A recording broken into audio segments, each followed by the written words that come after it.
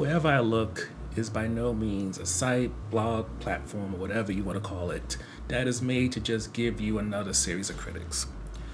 What I and the people who work with me are trying to do is kind of fill that void that some of us used to have when we used to go to Blockbuster, and the person there would be able to tell you, hey, this movie or show just came out, you should really watch it, or I know that you like this type of movie or show, you should probably check this out. And that's kind of what we're trying to do here. We're trying to bring back the conversation rather than it be like presenting ourselves as a 40 figure on film and TV shows.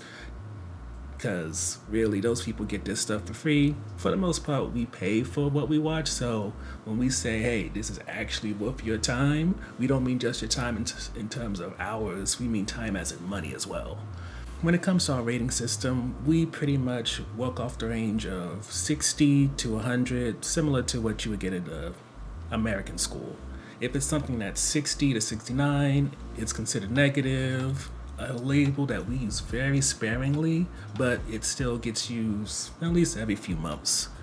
Following that, we have 70 to 79, which is a mixed label, or also on the fence label, which is the type of media that has some flaws which could affect your opinion of it, like it has affected our opinion of it, but it can still be enjoyable, and some of the things, it really might just depend on what your taste is. From 80 to 84 is just positive stuff, which means generally it's pretty good, especially for the audience that it's made for. And then if it's 85 or above, it's something that more than likely the writer think is immaculate. So if it's me or someone else, we think it's damn near perfect, probably one of the best films of the year, maybe ever, and deserves its own little pedestal. But also, it's something that we would probably watch again, which for me, again, because time is very important, it means that since we'll watch it again, it's really that good. It's not something you just watch because there's nothing else to do, or else you want something to do on a Thursday or Friday night. It's something that, like Fifth Element and movies like that, you're going to be watching it over and over again. You're going to watch it with friends, family. If you have kids, you're going to say, this is what a good film is. You and me. Lastly, in regards to our posting frequency,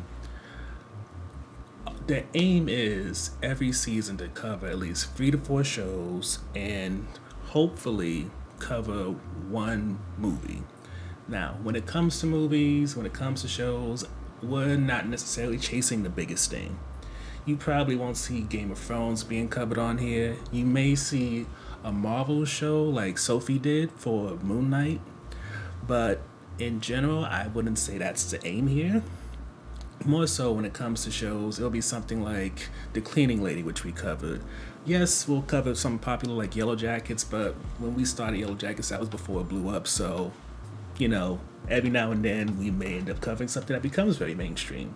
But for the most part, that's not the aim, that's not the goal.